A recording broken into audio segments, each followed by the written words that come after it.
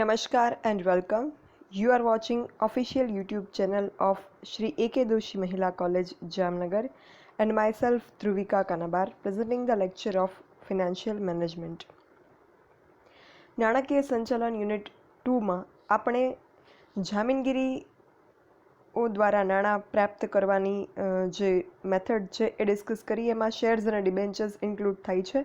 Different type of shares, એનો અર્થ, એના ફાયદા, એ પ્રકારના શેરના, ઇક્વિટી શેર, પ્રેફરન્સ શેર, એ સિવાય અમુક શેર્સ અને ડિબેન્ચર્સ અને એના પ્રકારો, આ બધા વિશે આપણે ચર્ચા કરી. એ સિવાય અત્યારે જે છે એ હવે આપણે જે ટૉપિક ડિસ્કસ કરવાનો છે એ છે બોટ આઉટ ડીલ. ટૉપિકનું ટાઇટલ છે બોટ આઉટ ડીલ, સમગ્ર શેર વેચાણ સોદો. તો પહેલાં તો આપણે એનો અર્થ જોઈએ કે આનો મતલબ શું થાય. સમગ્ર શેર વેચાણ સોદો, બોટ આઉટ ડીલ એટલે શું થાય?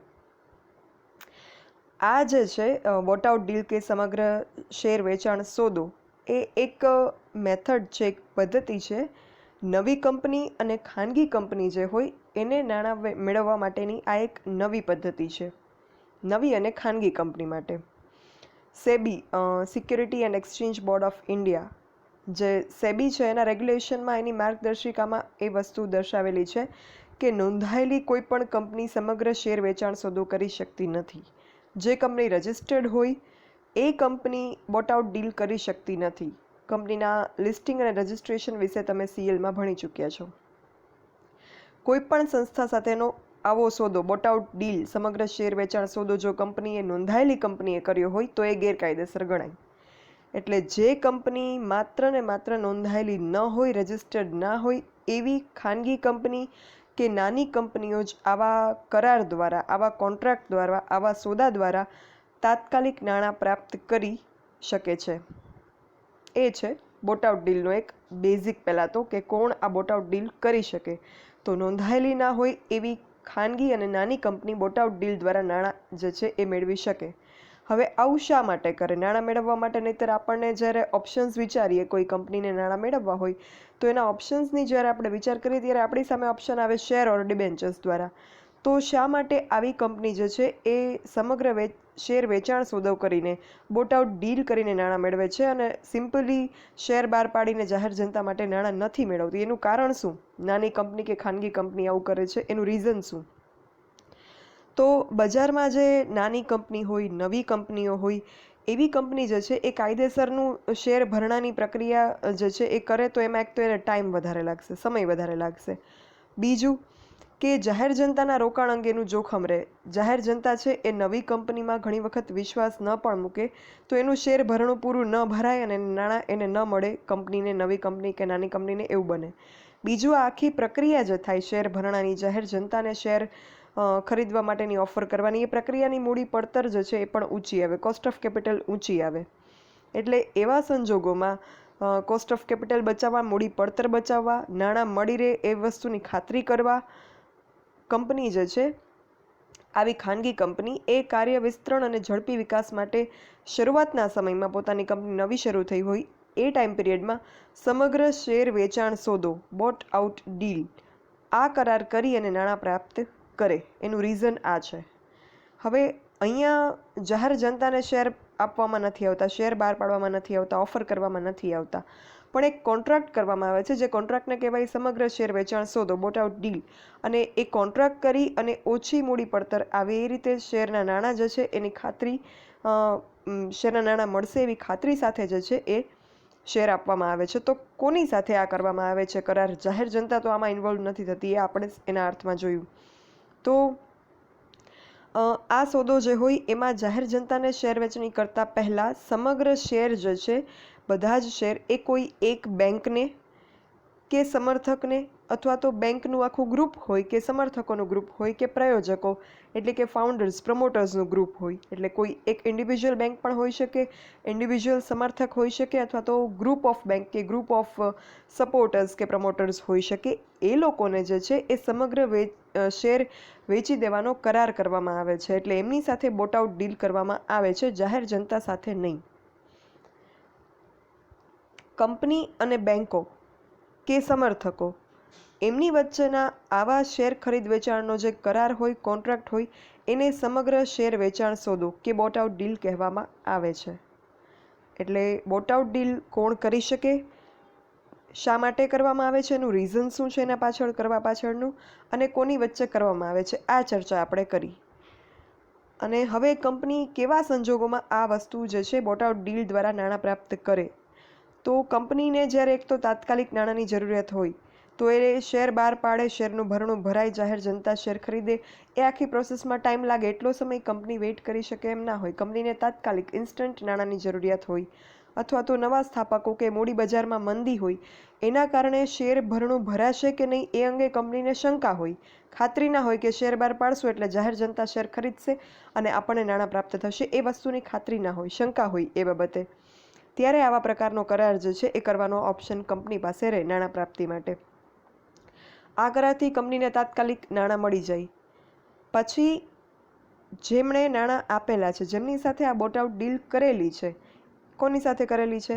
બેંક અથવા તો સમર્થક અથવા તો પ્રાયોજકો, promoters, supporters, bank or promoters, એમની સાથે કરાર કરી, કોન્ટ્રાક્ટ કરી અને બોટ આઉટ ડીલ કરી અને બધા જ શેર એમને વેચી દેવામાં આવે છે.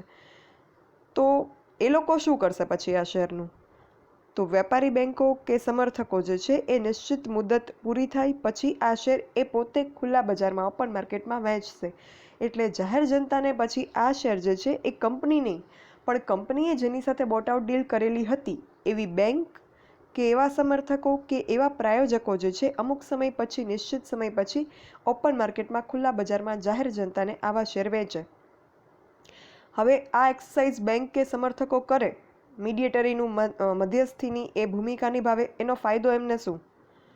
તો કંપની જ્યારે અમુક સમય પછી સફળ થાય, નવી કંપની થોડા ટાઈમ થાય એટલે કંપની નફો કરવા લાગે, કંપનીના પરિણામો નફાકારક હોય, કંપની સફળ થાય, પછી વેપારી બેંકો કે સમર્થકો છે એ આવા શેર પ્રીમિયમથી વેચવા કાઢે અને જાહેર જનતા છે એ પણ કંપની સફળ થઈ રહી છે એટલે આ શેર ખરીદશે.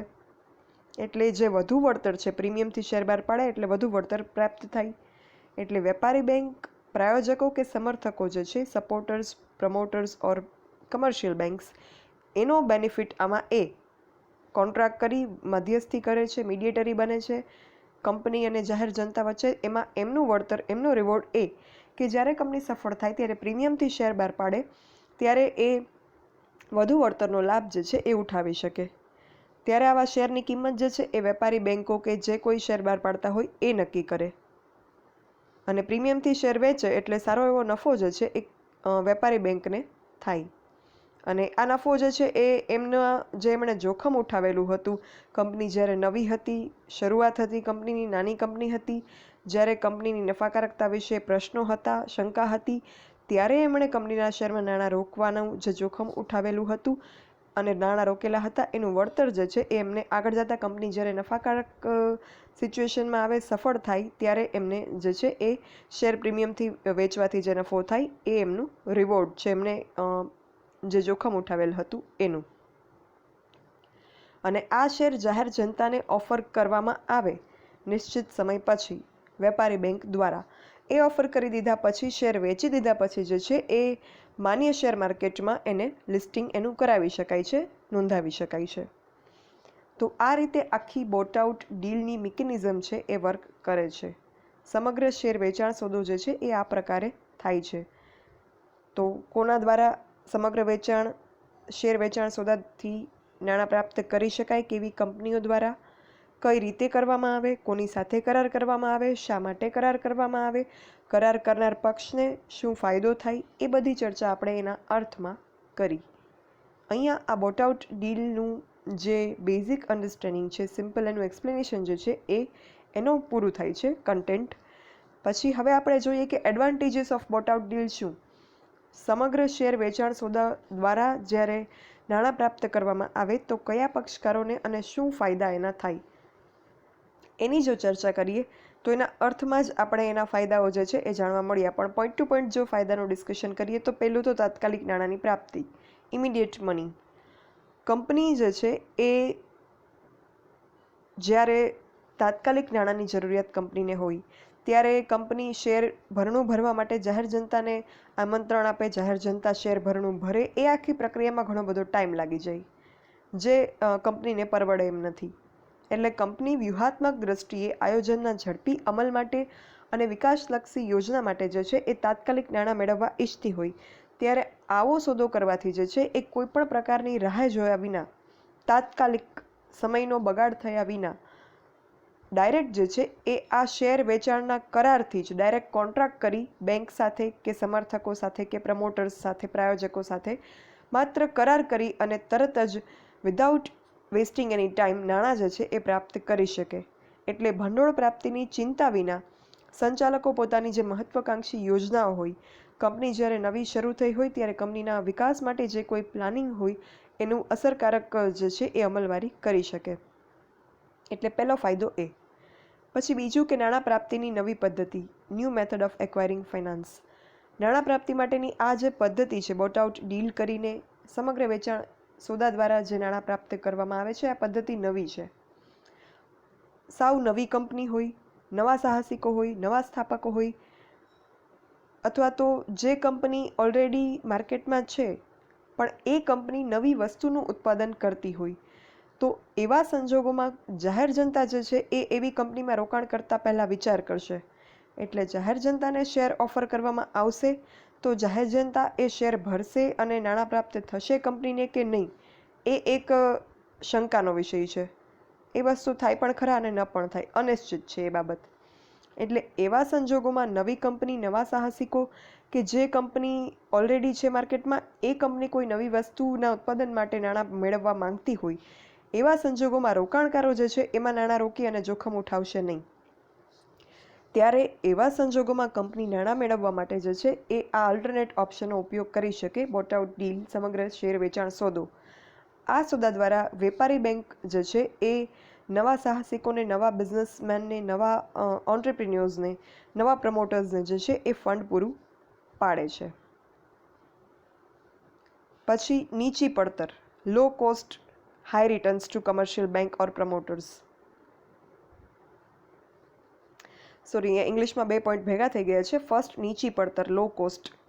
આ રીતે નાણાં મેળવવાની જે કોસ્ટ છે એ નીચી આવે. એ આપણે બોટ આઉટ ડીલનું જ્યારે મિનિંગ સમજ્યા ત્યારે પણ મેં સમજાવ્યું. કારણ કે જ્યારે કંપની જાહેર જનતા માટે શેર બહાર પાડવાની આખી પ્રક્રિયા કરે, પ્રોસ્પેક્ટસ ને બધું બહાર પાડીને, વિજ્ઞાપનપત્ર, ત્યારે એમાં ટાઈમ વધારે લાગે, એટલે ટાઈમ કોસ્ટ પણ એમાં ઇન્વોલ્વ થશે. અને બીજું, આખી પ્રક્રિયા જે હોય એમાં શેર માર્કેટમાં શેર બહાર પાડવાની જાહેર જનતાને, એમાં પણ જે ખર્ચ છે એ વધારે આવે. અને નાની કંપની કે મધ્યમ કદની કંપની જે છે એ ફક્ત પ્રાથમિક મૂડીથી કામ કરતી હોવાથી તદ્દન નવી કંપની માટે જે છે એ જાહેર જનતા માટે શેર બહાર પાડવાની જે પદ્ધતિ છે એ અનુકૂળ નથી. પણ આ પદ્ધતિ, બોટ આઉટ ડીલની મેથડ જે છે એ અનુકૂળ છે. કારણ કે નાણાં પ્રાપ્તિની પડતર જે છે એ સમગ્ર શેર વેચાણનો જે સોદો હોય, બોટ આઉટ ડીલ હોય, એમાં ખૂબ જ નીચી આવે. કારણ કે આમાં બધા જ શેર ડાયરેક્ટ એક પાર્ટીને કરાર દ્વારા વેચી દેવામાં આવે છે. એટલે ટાઈમ પણ બચશે અને પડતર પણ ઓછી આવશે. અને વહીવટી આંટીઘૂંટી જે હોય, એડમિનિસ્ટ્રેટિવ જે કોમ્પ્લિકેશન્સ હોય, એમાં પણ એનો ટાઈમ જે છે કંપનીનો બગડશે નહીં. એટલે આ જાહેર જનતાને શેર બહાર પાડીને જે ખર્ચ થાય એમાંથી કંપની બચી જાય. એટલે નીચી પડતરમાં આ કામ જે છે એ થઈ જશે અને નાણાં પ્રાપ્તિ થશે. So cost of this method of acquiring finance will be lower. પછી high returns to commercial bank or promoters. વેપારી બેંકો કે સમર્થકોને ઊંચું વળતર. વેપારી બેંક કે સમર્થક જે કરાર દ્વારા બોટ આઉટ ડીલ કરી અને સમગ્ર શેર વેચાણ સોદો કરી અને કંપની જે છે એને નાણાં આપે છે. હવે કંપની જે છે એ હજી ઇમર્જિંગ સ્ટેજમાં છે, કંપનીએ હજી વિકાસ કર્યો નથી, નફાકારક સિચ્યુએશનમાં આવી નથી, સફળ થઈ નથી. એવા સંજોગોમાં વેપારી બેંક કે સમર્થક જે છે એ કંપનીના બધા જ શેર ખરીદી અને કંપનીને નાણાં આપે છે. તો આ એક જોખમ છે. Because future is uncertain. Company આગળ જતાં સફળ થશે, નફો કમાશે કે નહીં, એ પ્રશ્ન જે છે એ અનિશ્ચિત છે એનો જવાબ. આ વસ્તુ થાય પણ ખરા, ન પણ થાય. કંપની સફળ થાય પણ ખરા અને ન પણ થાય. નફો કરે પણ ખરા, ન પણ કરે. તો એવા સંજોગોમાં વેપારી બેંક અને સમર્થક છે એ કંપનીને નાણાં આપી અને એક મોટું જોખમ જે છે એ ઊભું કરે છે. તો આ જોખમ જે વધારે છે, higher the risk higher the return, તો આ મોટા જોખમનું વળતર પણ ઊંચું હોય. તો કંપની જેની સાથે આ સોદો કરે, જે વેપારી બેંક કે સમર્થક સાથે આ સોદો કરે, એને ઊંચા વળતરનો લાભ મળે. એક તો જ્યારે કોન્ટ્રાક્ટ કરશે ત્યારે કરાર પેટે ફીઝ મળશે, અને એ ઉપરાંત ભવિષ્યમાં કંપની જ્યારે સફળ થશે ત્યારે આ વેપારી બેંક કે સમર્થક છે જે બધા શેર ધરાવે છે કંપનીના, એ વેપારી બેંક કે સમર્થક પ્રીમિયમથી આવા શેર જે છે એ જાહેર જનતાને વેચશે, અને ત્યારે એ વસ્તુ ગેરંટીડ હશે કે જાહેર જનતા આ શેર ખરીદશે, બિકોઝ હવે કંપની સફળ થઈ ગઈ છે, કંપની નફો કરે છે. એટલે જે કંપની નફો કરતી હોય અને સફળ થતી હોય એવી કંપનીમાં શેર રોકવા માટે જાહેર જનતા જે છે એ ઉત્સુક હશે. એટલે એ વસ્તુ ત્યારે ગેરંટીડ હશે કે જાહેર જનતા એમાં નાણાં રોકશે. ત્યારે એવા સમયે વેપારી બેંક કે સમર્થક છે એ પોતાની પાસે જે બધા શેર રહેલા છે કંપનીના એ ઊંચા પ્રીમિયમથી વેચશે, અને જે પ્રીમિયમની રકમ છે એ એમનો લાભ ગણાશે, એમનું વળતર ગણાશે જોખમ ખેડવાનું. પછી સેફ ઇન્વેસ્ટમેન્ટ ફોર ઇન્વેસ્ટર્સ, રોકાણકારોને સલામત રોકાણ. જાહેર જનતા જે છે એના નાના નાના રોકાણકારોના નાણાંની સલામતી જે છે એ આ સોદાથી જળવાઈ રહે, કારણ કે નવી કંપની સફળ થાય, નવા ઉત્પાદનો સફળ થાય, કંપનીના પરિણામોની રોકાણકારોને ખાતરી થાય, પછી જ વેપારી બેંક કે સમર્થક આ સોદાના શેર જે હોય એ જાહેર જનતા સમક્ષ વેચવા મૂકે. અને એવા સંજોગોમાં રોકાણકાર રોકાણ કરશે તો એ સલામત રોકાણ હશે, કારણ કે હવે કંપની એક લેવલ ઉપર આવી ગઈ છે, એ લેવલ ઓફ પ્રોફિટ જે છે અર્ન કરે છે અને સક્સેસ એમાં સફળ થઈ રહી છે. એટલે એવા સંજોગોમાં રોકાણકારો જ્યારે એના શેરમાં રોકાણ કરશે ત્યારે એ સલામત રોકાણ હશે. અને વેપારી બેંકો જે છે એ આવા કરાર કરતાં પહેલાં કંપનીના વ્યવસાયિકો દ્વારા ચકાસણી પણ કરાવે છે કે કંપની જે છે પ્રોફિટેબલ કન્ડિશનમાં છે. એટલે જાહેર જનતાની સલામતી અને વિશ્વસનીયતા પણ અહીંયા જળવાઈ રહે છે. એટલે બોટ આઉટ ડીલ કરવાથી જે છે એ આટલા ફાયદાઓ થાય. આમાં જે બોટ આઉટ ડીલ કરવામાં પક્ષકાર સંકળાયેલા છે, એટલે કે કંપની અને સામે વેપારી બેંક કે સમર્થક કે પ્રાયોજક, કમર્શિયલ બેંક્સ ઓર સપોર્ટર્સ ઓર પ્રમોટર્સ, એમને અને કંપનીને એમને ફાયદા છે, અને એ સિવાય જે જાહેર જનતા છે, ઇન્વેસ્ટર્સ છે, એમને પણ આ બોટ આઉટ ડીલથી જે છે એ ફાયદો થાય. હવે ઝડપી નાણાં પ્રાપ્તિ માટે કે ખર્ચથી બચવા કંપની આવા સોદા કરે, પણ સમગ્ર શેર વેચાણ સોદો જે છે બોટ આઉટ ડીલ છે એના ફાયદા તો આપણે જોયા, પણ એનો મતલબ એવો નથી કે એનાથી માત્ર ફાયદા જ થાય છે. બોટ આઉટ ડીલ કરતી વખતે, સમગ્ર શેર વેચાણ સોદો કરતી વખતે એના ફાયદા ઉપરાંત એના ગેરફાયદા પણ જે છે એ ધ્યાનમાં લેવા જરૂરી છે. એ ગેરફાયદા કયા એ આપણે હવે ડિસ્કસ કરવાનું છે.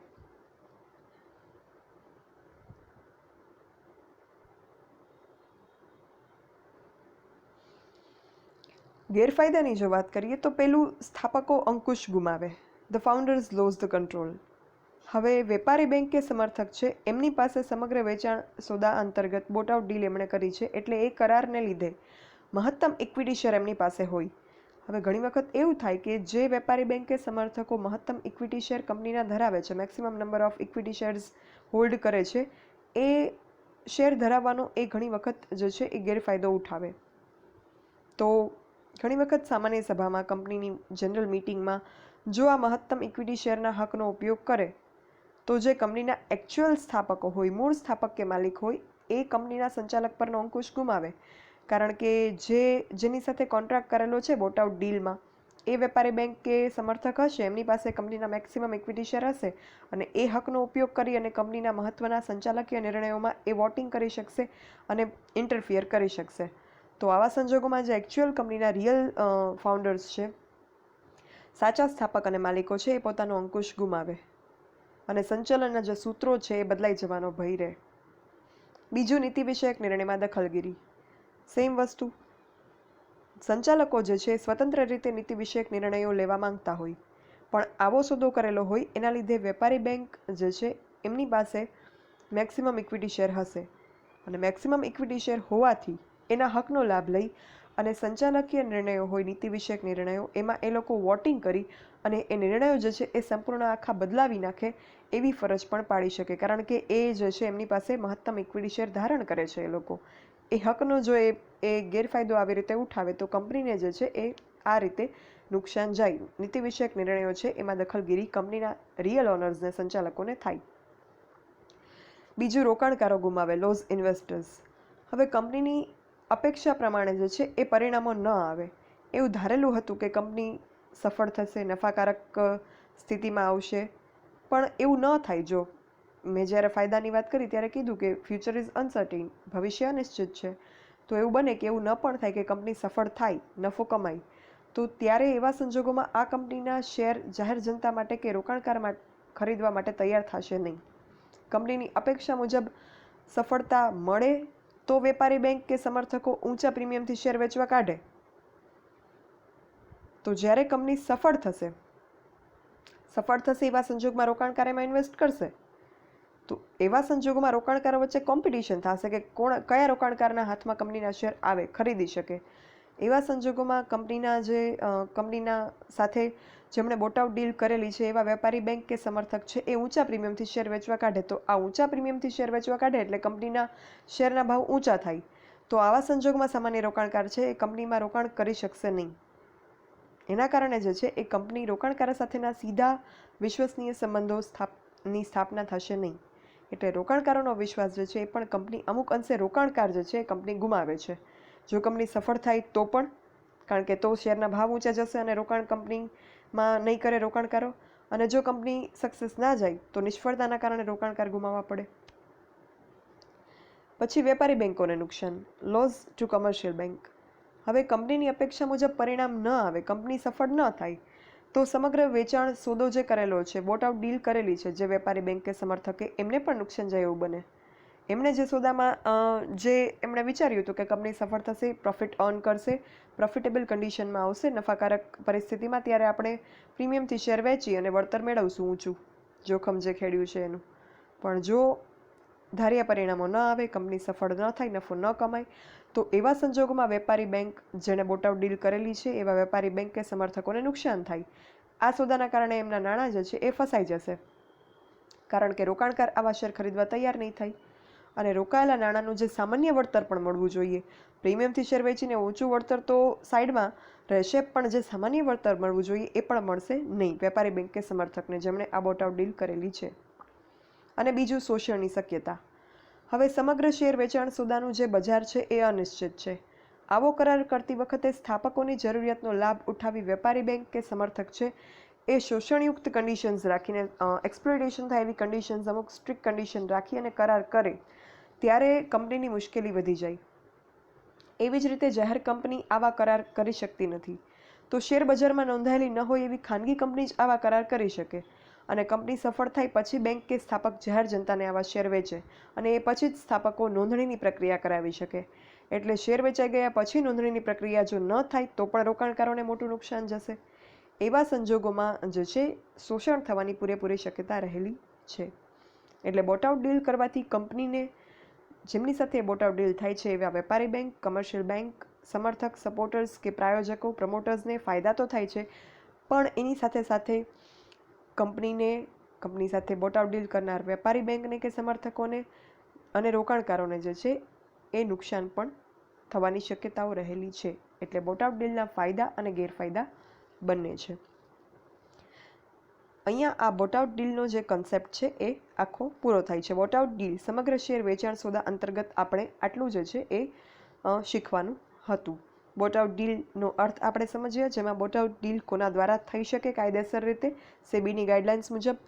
કોણ બોટઆઉટ ડીલ કેવી કંપની કરી શકે, કોની સાથે કરી શકે, શા માટે કરવામાં આવે છે, એના રીઝન્સ શું, એની જરૂરિયાત શું, કારણો શું, રિક્વાયરમેન્ટ શું છે, પછી એના એડવાન્ટેજીસ શું છે બોટઆઉટ ડીલ કરવાના અલગ અલગ પાર્ટીઝ માટે, પક્ષકારો માટે, અને એના ડિસએડવાન્ટેજીસ શું છે, ગેરફાયદા શું છે અને કોના માટે, એની ચર્ચા જે છે બોટઆઉટ ડીલ ટોપિક અંતર્ગત આપણે પૂરી કરી.